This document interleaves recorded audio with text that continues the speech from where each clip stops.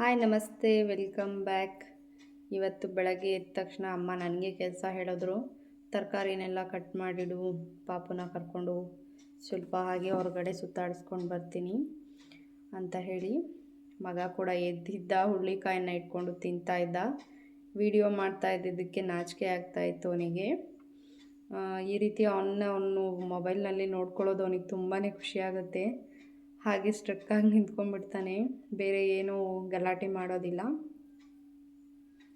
ಅಮ್ಮ ಇಲ್ಲಿ ರೊಟ್ಟಿನ ಮಾಡೋದಕ್ಕೆ ಹಿಟ್ಟನ್ನೆಲ್ಲ ಕಲಸಿಟ್ಬಿಟ್ಟು ಹೊರಟಿದ್ರು. ಇವನಿಗೆ ಈ ಸೈಕಲ್ನಲ್ಲಿ ಕೂತ್ಕೊಳ್ಳೋದು ಅಂತಂದರೆ ಆಗೋದೇ ಇಲ್ಲ, ಸಿಕ್ಕಾಬಟ್ಟೆ ಹಠ ಮಾಡ್ತಾನೆ. ಬಟ್ ಇವತ್ತು ವೀಡಿಯೋನ ಮಾಡ್ಕೊಳ್ತಾ ಇದ್ದೆ. ವಿಡಿಯೋ ಮಾಡಿದ ತಕ್ಷಣ ನೋಡಿ ಅವನು ಹೇಗೆ ಹಂಗೆ ಸುಮ್ಮನಾಗ್ತಾನೆ ಅಂತ ಹೇಳಿ. ನೋಡಿ ಎಷ್ಟು ಅಳ್ತಾ ಇದ್ದ. ವಿಡಿಯೋ ಮಾಡ್ತಾಯಿದ್ದೀನಿ ಚಿನ್ನು, ಅಳಬೇಡ ಅಂತ ಹೇಳಿದಾಗ ಹಾಗೆ ಸೈಲೆಂಟ್ ಆಗೋದ. ಡೈಲಿ ಅಳ್ತಾ ಅಳ್ತಾ ಹೋಗ್ತಿದ್ದ.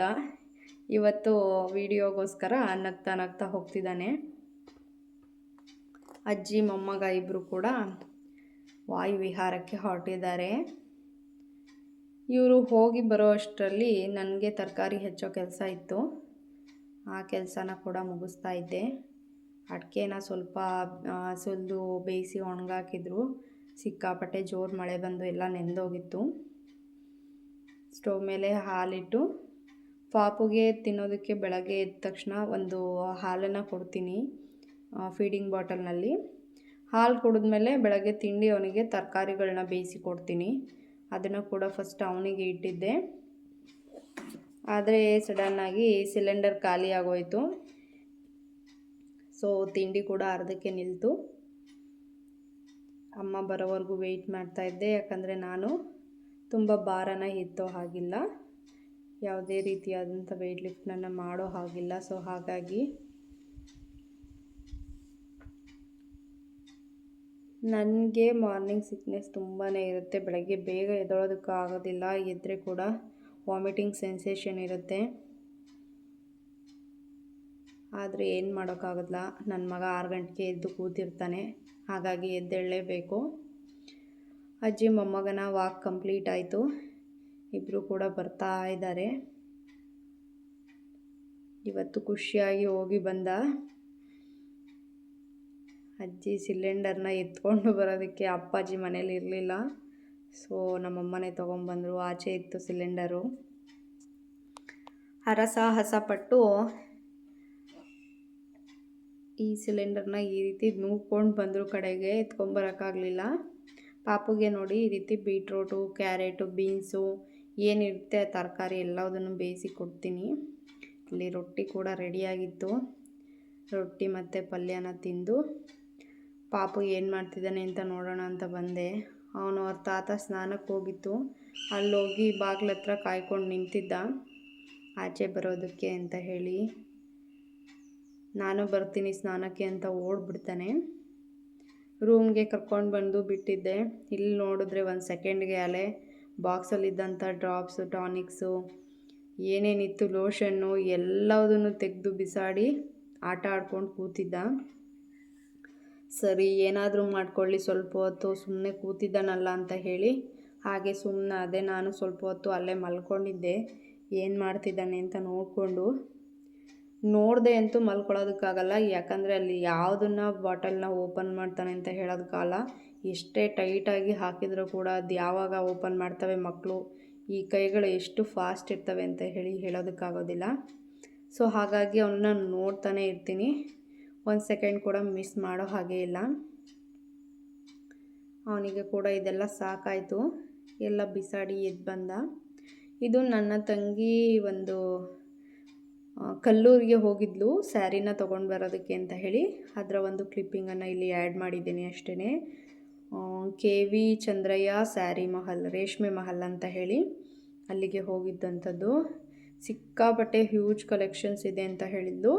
ಅವಳು ಯಾವ ಒಂದು ಸ್ಯಾರಿನ ತೊಗೊಂಡು ಬಂದ್ಲು ಅಂತ ಹೇಳಿ ನೆಕ್ಸ್ಟು ವ್ಲಾಗ್ನಲ್ಲಿ ನಾನು ಶೇರ್ ಮಾಡ್ತೀನಿ. ಅವಳು ಊರಿಗೆ ಬಂದಾಗ ತೊಗೊಂಡು ಬರ್ತಾಳೆ.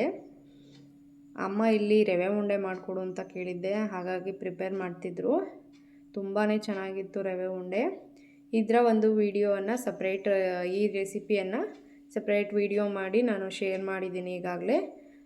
ಯಾರೆಲ್ಲ ನೋಡಿಲ್ಲ ಒಂದು ಸಲ ಹೋಗಿ ನೋಡಿ. ವರಮಹಾಲಕ್ಷ್ಮಿ ಹತ್ರ ಬರ್ತಾ ಇದೆ. ರವೆ ಉಂಡೆ ಅಂತೂ ಕಂಪಲ್ಸರಿ ಮಾಡೇ ಮಾಡ್ತಾರೆ ಎಲ್ಲರೂ. ಯಾರಿಗೆಲ್ಲ ರೆಸಿಪಿ ಬೇಕು ಒಂದು ಸಲ ಚೆಕ್ ಮಾಡ್ಕೊಳ್ಳಿ. ನೀವೆಲ್ಲ ವರಮಹಾಲಕ್ಷ್ಮಿ ಹಬ್ಬನ ಯಾವ ರೀತಿ ಸೆಲೆಬ್ರೇಟ್ ಮಾಡ್ತೀರಾ, ಯಾರೆಲ್ಲ ಸೆಲೆಬ್ರೇಟ್ ಮಾಡ್ತೀರಾ ಮಾಡಲ್ಲ ಅಂತ ಹೇಳಿ ಕಮೆಂಟ್ ಸೆಕ್ಷನಲ್ಲಿ ತಿಳಿಸಿ. ರವೆ ಉಂಡೆನ ರೆಡಿ ಮಾಡಿ ಬಾಕ್ಸಲ್ಲಿ ಹಾಕಿಟ್ರು. ಇಲ್ಲಿ ಪಾಪುಗೆ ಹಾಗೆ ನನಗೆ ಅಂತ ಹೇಳಿ ಬನಾನಾ ಮಿಲ್ಕ್ ಶೇಕನ್ನು ಮಾಡ್ಕೊಳ್ತಾ ಇದ್ದೆ. ಅವನು ಏನು ಮಧ್ಯಾಹ್ನ ರೈಸನ್ನು ತಿಂದಿರಲಿಲ್ಲ, ಅನ್ನನ ಏನು ತಿಂದಿರಲಿಲ್ಲ, ಸಖತ್ತು ಹಠ ಮಾಡ್ತಿದ್ದ. ಸೊ ಹಾಗಾಗಿ ಒಂದು ಸ್ವಲ್ಪ ಸ್ವೀಟಿಶ್ ಆಗಿದ್ದರೆ ಅದನ್ನು ತಿಂತಾನೆ ಕುಡಿತಾನೆ ಅಂತ ಹೇಳಿಬಿಟ್ಟು ಅವನಿಗೋಸ್ಕರ ಅಂತಲೇ ರೆಡಿ ಮಾಡಿಕೊಂಡೆ. ಇದು ಸ್ವಲ್ಪ ಶುಗರನ್ನು ಮರೆತು ನಾನು ಆ್ಯಡ್ ಮಾಡಿಬಿಟ್ಟೆ ವೀಡಿಯೋಗೋಸ್ಕರ. ಅದಕ್ಕೋಸ್ಕರ ಅವನಿಗೆ ಸ್ವಲ್ಪನೇ ಕೊಟ್ಟೆ ತಿನ್ನೋದಕ್ಕೆ. ಇದಂತೂ ತುಂಬಾ ಚೆನ್ನಾಗಿರುತ್ತೆ. ನಿಮಗೆ ಯಾವುದು ಇಷ್ಟ ಆಗುವಂಥ ಡ್ರೈ ಫ್ರೂಟ್ಸ್ ಯಾವ್ದು ಬೇಕಾದರೂ ಇದರೊಳಗಡೆ ಹಾಕ್ಕೊಳ್ಬೋದು. ಟೇಸ್ಟ್ ಅಂತೂ ತುಂಬ ಚೆನ್ನಾಗಿರುತ್ತೆ. ಪ್ರೆಗ್ನೆಂಟ್ ವುಮೆನ್ಸ್ಗೆ ಕೂಡ ತುಂಬಾ ಒಳ್ಳೆಯದು.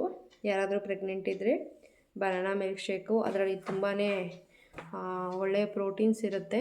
ಸೊ ಕುಡೀರಿ ಖಂಡಿತವಾಗಿಯೂ. ನೈಟ್ ಇವತ್ತಿನ ವ್ಲಾಗ್ ಇಷ್ಟೇ. ನೈಟ್ ಸ್ವಲ್ಪ ಪಾತ್ರೆ ಇತ್ತು, ಅಮ್ಮ ಪಾಪುನ ಎತ್ಕೊಂಡಿತ್ತು ಅಂತ ಹೇಳಿ ಕ್ಲೀನ್ ಮಾಡಿಟ್ಟು ನಾನು ಕೂಡ ಮಲ್ಕೊಂಡೆ. ಪಾಪು ಡೈಲಿ 9 o'clock ಮಲ್ಕೊಳ್ತಾನೆ.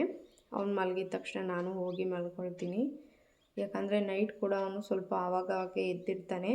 ಸೊ ನನಗಂತೂ ನಿದ್ದೆಗೆಡೋದು ಅಂದರೆ ಇಷ್ಟನೇ ಇಲ್ಲ. ಹಾಗಾಗಿ ಅವನು ಮಲಗಿದ ತಕ್ಷಣ ನಾನು ಕೂಡ ಮಲ್ಕೊಳ್ತೀನಿ.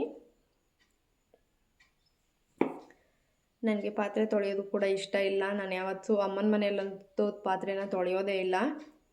ಇವತ್ತು ಸ್ವಲ್ಪ ಪಾತ್ರೆ ಇದ್ದು ಅಂತ ಹೇಳಿ ಕ್ಲೀನ್ ಮಾಡಿ ಕೊಡ್ತಾ ಇದ್ದೆ ಅಷ್ಟೇ. ಬೇರೆ ಯಾವ ಕೆಲಸ ಬೇಕಾದರೂ ಅಡುಗೆ ಕೆಲಸ ನಾನು ಮಾಡ್ತೀನಿ. ಈ ಪಾತ್ರೆನ ತೊಳೆಯುವಂಥ ಕೆಲಸ ನನಗೆ ಇಷ್ಟನೇ ಆಗೋದಿಲ್ಲ.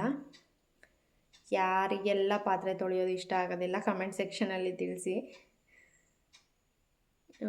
ಈ ಒಂದು ವಿಡಿಯೋ ಇಷ್ಟೇ. ನೆಕ್ಸ್ಟ್ ವ್ಲಾಗ್ ನನ್ನ ತಂಗಿಯ ಯಾವ ಸ್ಯಾರಿನ ತೊಗೊಂಡ್ಲು, ಹಾಗೆ ನನ್ನ ಒಂದು ನಾಮಕರಣದ ಸ್ಯಾರಿನ ಯಾವ ರೀತಿಯಾಗಿತ್ತು ಅಂತ ಹೇಳಿ ಅದನ್ನು ಕೂಡ ಶೇರ್ ಮಾಡ್ಕೊಳ್ತೀನಿ. ನಾನು ಹಿಂದಿನ ವ್ಲಾಗ್ನಲ್ಲಿ ಹೇಳಿದ್ದೆ ಆ ಸ್ಯಾರಿನ ತೋರಿಸ್ತೀನಿ ಅಂತ ಹೇಳಿ, ಬಟ್ ಇದುವರೆಗೂ ಆಗಿಲ್ಲ. ಸೊ ಆ ಸ್ಯಾರಿನ ಕೂಡ ನಾನು ತೋರಿಸ್ತೀನಿ.